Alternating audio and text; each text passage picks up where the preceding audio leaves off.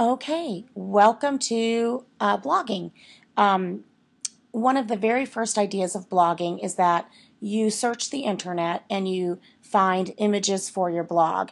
Most of the time for a classroom blog, the kids are going to create the content, but sometimes the kids are going to want to grab content and upload it and adapt it or modify it or apply their thinking to it in some way. So you have to really make sure that they understand that they can't steal content. There's a culture of cheating in our country that is very prevalent among students because of instant information. And you have to really safeguard against this and help them to understand that, yeah, it might be available and it might seem free and that it's doing no harm.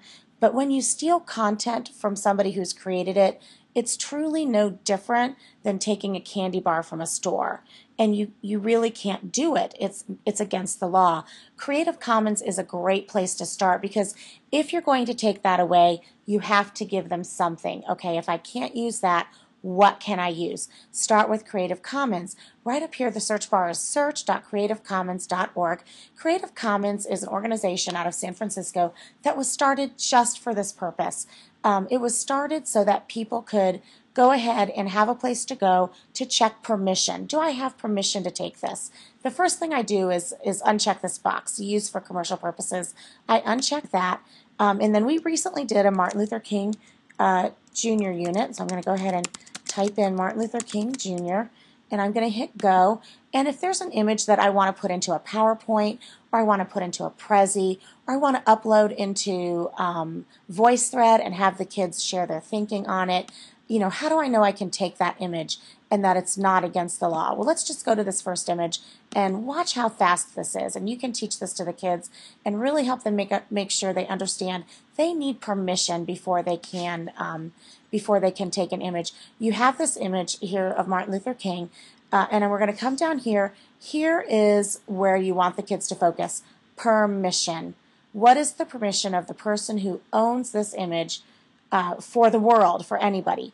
And right here it says no copyright restriction known. Staff photographer reproduction rights transferred to Library of Congress through instrument of gift. That means the person who took this photo said, hey, I'm okay with it. Here you go. Use this image. Not a problem. That means it's free to take. Take it. Go ahead. Put it on your blog. Put it on your VoiceThread. Let the kids comment on it. Use it in a PowerPoint.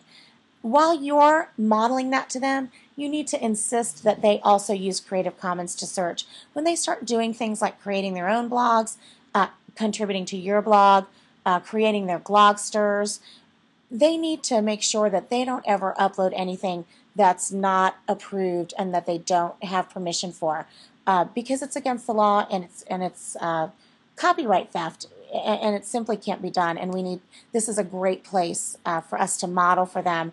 If we take that away and they can't use that, well, where do they go? Well, they go to Creative Commons right here. And so now we've given them a solution. If they can't just take whatever it is that they see, they can come here and they can check their permissions and they can take the images that they have permission to take. And that's a really quick way to start adding some variety of images and video and pictures to your blog for both instruction and for students to understand what they can upload and what they can't.